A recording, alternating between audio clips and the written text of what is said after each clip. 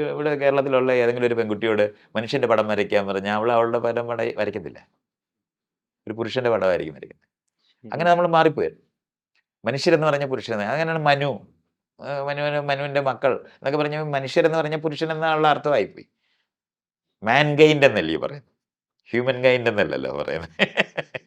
മാൻ ഗൈൻഡ് എന്നാണ് നമ്മൾ അങ്ങനെ പറയുന്നത്. Man is A measure of things എന്നൊക്കെ പറഞ്ഞ എല്ലാം അങ്ങനെയല്ലേ പറയുന്നത്. പഴയ കാലത്തെ ഏത് മഹാമാനെ എടുത്താലും ഈ പുരുഷന്മാർക്ക് വേണ്ടി പറയുന്നവർ തന്നെയാണ്. സകല ഫിലോസഫി നിങ്ങൾ നോക്ക്. പുരുഷനായ എത്തിയാലേ പറ്റുള്ളൂ. സ്ത്രീകളായ ആരും അങ്ങെത്തത്തില്ല. മോക്ഷം മുഴുവനും പെണ്ണുങ്ങളിൽ നിന്ന് മോക്ഷം മേടിക്കുന്നതാണ് അവസാനത്തെ. സ്ത്രീകള് കാമരൂപിണിയായി വന്ന് അയാളെ വശീകരിക്കുന്ന കഥയാണ്. ബുദ്ധനെയൊക്കെ വരയ്ക്കുന്ന എഴുതി വെക്കുന്ന കഥയ്ക്കകത്ത് എന്താ ഉള്ളത്? കംപ്ലീറ്റ് വാസവദത്ത വന്ന് കംപ്ലീറ്റ് സ്ത്രീവിരുദ്ധമായിട്ടുള്ള സാധനമല്ലേ അതല്ലേ? അതിപ്പോ തുടങ്ങിയതല്ല. അതിന്റെ ഫിലോസഫി അതിന് ഇങ്ങേ അറ്റത്ത് വന്നിരിക്കുന്ന ഇപ്പൊ ഈ ഇന്റർനെറ്റ് ഉണ്ടായപ്പോ എന്ത് പറ്റിയെന്ന് ചോദിച്ചാൽ നമ്മുടെ സ്വന്തം ഭിത്തി ഉണ്ടായി. പണ്ടാണെങ്കിൽ നമുക്ക് കക്കൂസേ ഉണ്ടായിരുന്നുള്ളൂ എഴുതാൻ. ഇപ്പൊ നമ്മൾ ട്രെയിനിനകത്ത് കയറിയ കക്കൂസിൽ എഴുതുന്നേ ഇല്ല. എന്നാൽ അതെല്ലാം നമ്മുടെ സോഷ്യൽ മീഡിയയിൽ എഴുതാൻ പറ്റും. ഇത്രയേ ഉള്ളൂ. നമ്മുടെ സ്വന്തം വാള് കിട്ടിയിട്ടുണ്ട്. അതുകൊണ്ട് കരിക്കട്ടയായിട്ട് നടക്കണ്ട. നിങ്ങൾ ഈ ഇടയ്ക്ക് കണ്ട ഒരു സിനിമ എന്താ വാഴയോ? അതിനകത്ത് അത് കഴിഞ്ഞ് എനിക്ക് തോന്നുന്നു ഒരു 20 കൊല്ലം മുമ്പ് ഉണ്ടായിരുന്ന ഭിത്തിയെ പറ്റിയാ കാണിക്കുന്നത്. ഇന്നത് സോഷ്യൽ മീഡിയയിലാണ് കാണിക്കേണ്ടത്. ആ സിനിമ ആ ലെവലിൽ അതൊരു പഴഞ്ചനാ. ഭിത്തിക്ക് എഴുതി വെക്കുന്നതല്ല. സോഷ്യൽ മീഡിയയിൽ എഴുതുന്നതാണ് എടുക്കണ്ടേ. വാഴ പുതിയതാകണമെങ്കിൽ. അതൊക്കെ നമ്മൾ മനസ്സിലാക്കാനുണ്ട്. അപ്പൊ അതിനകത്ത് ഈ ഭിത്തി എന്ന് പറയുന്നത് സ്വന്തമായി കിട്ടുകയും അവിടെ എന്തും എഴുതാൻ പറ്റും എന്നുള്ളത് വന്നതോടെ അത് പ്രത്യേകിച്ചും ഭാഷ എല്ലാവരും മോണിറ്റർ ചെയ്യാൻ കഴിയാത്ത നിലവാരത്തിൽ നിൽക്കുന്ന തരത്തിൽ ഇന്റർനാഷണലായിട്ട് അവർക്ക് ചെയ്യാൻ പറ്റാതിരിക്കുന്ന കാരണം കൊണ്ടൊക്കെ അതിന് സ്പേസ് ഉണ്ടായിപ്പോയി. ഇപ്പം ഞാനിരുന്ന് മലയാളത്തിൽ സംസാരിച്ചാൽ എന്നെ ഉടനെ ട്രംപ് വന്ന് ക്ലിപ്പിടത്തില്ല എന്ന് പറയുന്ന പോലുള്ള സ്പേസ് കിട്ടി എന്ന് പറയുന്നത്. എനിക്ക് കിട്ടിയ അതേ സ്പേസ് തന്നെയാണ് ഈ മനുഷ്യർക്കെല്ലാം ഉള്ളത്. അതിനകത്തൊരു ജനാധിപത്യപരമായിട്ടുള്ളൊരു വശം അതിന് സത്യത്തിലുണ്ട്. ആർക്കും എന്തെങ്കിലും അവർക്ക് പറയാൻ ഉള്ളത് എഴുതാനും നമ്മുടെ തന്നെ ലൈവ് പോയി പറയാനും ഒക്കെ പറ്റുന്ന ഒരു സ്ഥലം ഉണ്ടായിപ്പോയെന്ന് പറഞ്ഞാൽ അത്ഭുതകരമായ ഒരു ജനാധിപത്യം. പക്ഷേ അതാണ് അവർ AI ഉപയോഗിച്ച് മോണിറ്റർ ചെയ്ത് അത് ക്ലോസ് ചെയ്തുകൊണ്ടിരിക്കുകയാണ്.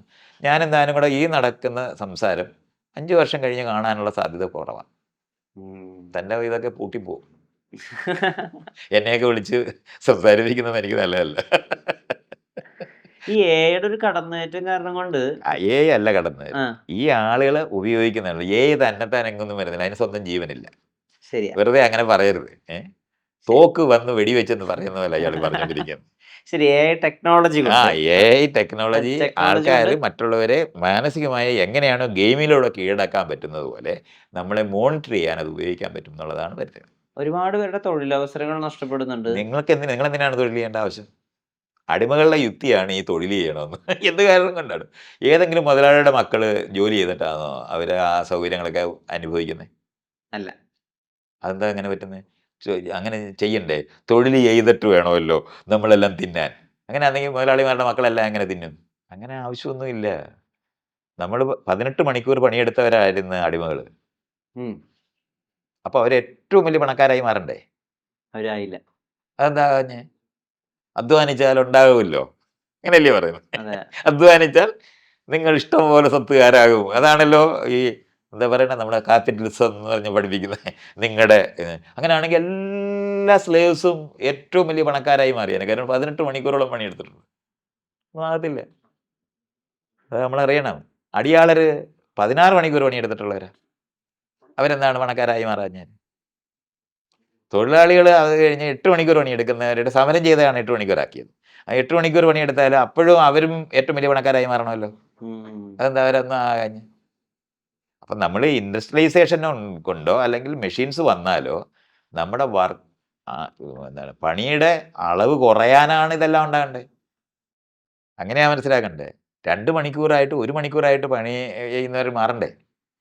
നമ്മളെ സഹായിക്കാൻ ഉണ്ടാകുന്നതല്ലേ ഈ മെഷീനല്ല. നമ്മൾ അപ്ഗ്രേഡ് ആവാൻ വഴിയുള്ളൂ. നമുക്ക് ഈ തരത്തിലുള്ള പണികൾ എന്തിനാ നമ്മൾ ചെയ്യേണ്ട ആവശ്യം എന്താ? 1 മണിക്കൂർ പണിയെടുത്താൽ നിങ്ങൾക്ക് ഇന്ന് കിട്ടുന്നതിനേക്കാളും വലിയ ശമ്പളം തരാൻ പറ്റും. അത്രത്തോളം ധനം ഉണ്ടാകും. ഉണ്ടാകുന്ന ധനം ഡിസ്ട്രിബ്യൂട്ട് ചെയ്യുന്നില്ല എന്നുള്ളതാണ് ഒരു പ്രശ്നം. അല്ലാതെ ഇയാളുടെ തൊഴിൽ നമ്മളെന്തിനാ ഈ തൊഴിലാളികളായിട്ടിരിക്കേണ്ട ആവശ്യം എന്താ? അത് അടിമകളുടെ ബോധം കൊണ്ടാണ് നമ്മൾ പറയുന്നത്. നമ്മൾ അധ്വാനിക്കാന്ന് ഇഷ്ടമുള്ളത് ചെയ്യുന്നതിനാണ് അധ്വാനം എന്ന് പറയുന്നത്. അധ്വാനം വിൽക്കുന്നതിനാണ് തൊഴിലെന്ന് പറയുന്നത്. അധ്വാനം എന്തിനാ നമ്മൾ വിൽക്കേണ്ട ആവശ്യം? ശരിയാണ്. ഇങ്ങനെയാണ് മനസ്സിലാക്കേണ്ടത്. കുരങ്ങ് മരത്തെ കയറുന്നത് തൊഴിലാണോ? അല്ല. അതാണ് അധ്വാനം എന്ന് പറയുന്നത്. ഒരു കൃഷിക്കാരൻ അയാൾ ഭൂമിയിൽ ചെയ്യുന്നത് അധ്വാനമാണ്. പക്ഷെ കർഷക തൊഴിലാളി ചെയ്യുന്നത് ജോലിയാണ്. അതുകൊണ്ടാണ് അയാൾക്ക് ഉണ്ടായ തെങ്ങിൽ നിന്ന് തേങ്ങ കിട്ടത്തില്ല. അധ്വാനം വിറ്റ ആളാ. ഇതാണ് വ്യത്യാസമായിട്ട് അറിയേണ്ടത്. അല്ല തൊഴിലാളികളാകേണ്ട ആവശ്യമില്ല. തൊഴിൽ ചെയ്യുന്നവരല്ല ആകേണ്ടത്. സ്വതന്ത്രരായ മനുഷ്യരായി മാറുന്നതിനാണ്. നമ്മളെ സഹായിക്കുന്നതിനാണ് ഈ മെഷീൻ മുഴുവൻ ഉണ്ടായത്. നമ്മുടെ വർക്ക് അവർ കുറച്ച് നേരം മാത്രം ചെയ്യുകയും ബാക്കിയുള്ള സമയത്ത് നമുക്ക് ഇഷ്ടമുള്ള കാര്യങ്ങൾ ചെയ്യുന്നവരായി മാറുന്നതിനാണ്. അതുകൊണ്ട് നമ്മളെന്തിനാണ് AI വരുമ്പോൾ പേടിക്കേണ്ട ആവശ്യം എന്താ? അപ്പോൾ അതിനകത്തുനിന്ന് ഉണ്ടാകുന്ന ധനം പങ്കുവെക്കപ്പെടുന്നില്ല എന്നുള്ളതാണ് നമ്മൾ പറയാറുള്ളത്. എവിടെയാണ് അത് മനസ്സിലാക്കുന്നത്? അവിടെ സോഷ്യലൈസേഷൻ നടക്കുന്നില്ല. സോഷ്യലൈസേഷനാണ് നടക്കാതിരിക്കുന്നത്. ഇന്നിപ്പോൾ നമ്മൾ ഇവിടുത്തെ റോഡ്, ഇവിടുത്തെ ഇൻഫ്രാസ്ട്രക്ചർ നമ്മൾ പറയുന്നത് മുഴുവൻ പണ്ട് കൊട്ടാരം ഉണ്ടാക്കിക്കൊണ്ടിരിക്കുന്ന സ്ഥലത്താണ് നമ്മൾ ഇന്ന് എല്ലാവർക്കും വീടുള്ളത്. ഇതാണ് സോഷ്യലൈസേഷൻ എന്ന് പറയുന്നത്. അപ്പോൾ ഈ ഉണ്ടാകുന്ന AI വന്ന് ചെയ്യുന്ന എല്ലാ പണിയും ചെയ്തോട്ടെ, അതിൻ്റെ മുഴുവൻ സൗകര്യങ്ങൾ നമ്മൾ അനുഭവിക്കുന്നവരായിട്ട് മാറും. അത് മാറാതിരിക്കുന്നത് എന്തുകൊണ്ടാണെന്നാണ് പറയേണ്ടത്. ഇപ്പോഴതിൻ്റെ ഒത്തിരി കാര്യങ്ങൾ നടക്കുന്നുണ്ടല്ലോ. പാലത്തിനകത്ത് ഞാൻ ടാക്സ് കൊടുക്കുന്നതെന്ന് പറഞ്ഞാൽ നമ്മൾ എത്ര രൂപയുടെ ടാക്സ് കൊടുക്കുന്നുണ്ട്? 10 രൂപ കൊടുത്താൽ പാലം ഉണ്ടാവുമോ? അപ്പോൾ കളക്റ്റീവായിട്ട് ചെയ്യുന്നത് കൊണ്ടാണ് ഇൻഫ്രാസ്ട്രക്ചർ എന്ന് പറയുന്നത്. എല്ലാവരുടെയും അധ്വാനത്തിൻ്റെ പങ്ക് അതിനകത്ത് ഇടുന്നത് കൊണ്ടാണ് ഇൻഫ്രാസ്ട്രക്ചർ എന്ന് പറയുന്നത്. ഇപ്പോൾ നേരത്തെ സംസാരിച്ചപ്പോൾ ഈ വേശ്യ എന്നുള്ള പദത്തിന് പകരം ലൈംഗിക തൊഴിലാളി എന്നാക്കി അതിന് ഒരുപാട് സമരം ചെയ്തു എന്നൊക്കെ പറഞ്ഞല്ലോ. പക്ഷെ ഇപ്പോഴും നമുക്ക് ഇപ്പോൾ നമ്മുടെ ഭാര്യ എന്നുള്ള പദം കൊണ്ടുണ്ടാവുന്ന ലൈംഗിക പങ്കാളി അല്ലാതെ ലൈംഗിക ആസ്വദിക്കാൻ വേണ്ടിയിട്ട് ഇന്നും കേരളത്തിൽ ഈ സ്പാ പോലുള്ള ഒരുപാട് ഒളിയും മറയും ഒക്കെ ഉണ്ട്.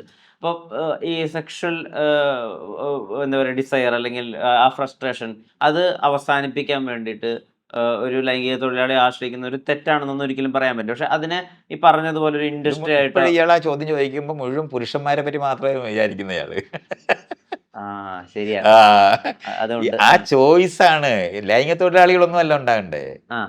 രണ്ട് മനുഷ്യർക്ക് തമ്മിൽ അവർക്ക് ഇഷ്ടമുണ്ടെന്നുണ്ടെങ്കിൽ കൺസെന്റോടെ ചെയ്യാനായിട്ട് അനുവദിക്കുന്നതാണ് വേണ്ടത്. അല്ലെങ്കിൽ നമ്മൾ തന്നെ ലൈംഗിക തൊഴിലാളികളെ ഉണ്ടാക്കേണ്ട ആവശ്യം. ഇയാൾ പുരുഷന്മാരുടെ വശത്തു നിന്ന് മാത്രം ചിന്തിക്കുന്നതുകൊണ്ടാണ് ഇത് പറഞ്ഞോണ്ടിരിക്കുന്നത്. ജെൻഡർ ന്യൂട്രൽ ആയിട്ടൊന്ന് പറഞ്ഞു തരിക. ഞാനീ പറയുന്നത് രണ്ട് മനുഷ്യർ തമ്മിൽ ഇഷ്ടത്തോടെ പെരുമാറുകയും അവർക്ക് ലൈംഗികമായ ആവശ്യങ്ങളുണ്ടെങ്കിൽ അവർ പരസ്പരം ചെയ്തോളും. അതിനകത്ത് എന്തിനാണ് നമ്മൾ വേറെ കാര്യങ്ങൾ പറയുന്നത്? അവരത് ചെയ്യരുതെന്ന് പറയേണ്ട കാര്യം എന്താ? ജാതി നിൽക്കുന്നത് കൊണ്ടും ഹെയറാർക്കിക്കലായ നിങ്ങൾ അവരുമായിട്ട് ബന്ധം ഉണ്ടാക്കിയാൽ നമ്മുടെ ജാതിയും നമ്മുടെ സമൂഹത്തിലെ സ്ഥാനവും പദവിയും പോകുമെന്ന് പറയുന്ന കാരണം കൊണ്ടാണ് ചെയ്യാൻ അനുവദിക്കാത്തത്. പ്രണയിക്കാൻ അനുവദിക്കുന്ന ആൾക്കാർ തമ്മിൽ വഴക്കിടാതെ അത് ചെയ്തോളും. അതിനെന്തിനാ നിയന്ത്രിക്കുന്നത്? അതിന് ആളുകൾ ഇത് വിൽക്കണം. നിങ്ങൾക്ക് വിൽക്കണമെങ്കിൽ നിങ്ങൾ വിറ്റോ, അത് വേറെ കാര്യം. അതൊരാളുടെ പേഴ്സണൽ ആയിട്ടുള്ള കാര്യം മാത്രമാണ്. അത് കുടുംബത്തിന് ചെലവിന് കൊടുക്കണം എന്ന് പറഞ്ഞ് കോടതി വിധിക്കുമ്പോഴും അത് തന്നെ അർത്ഥം.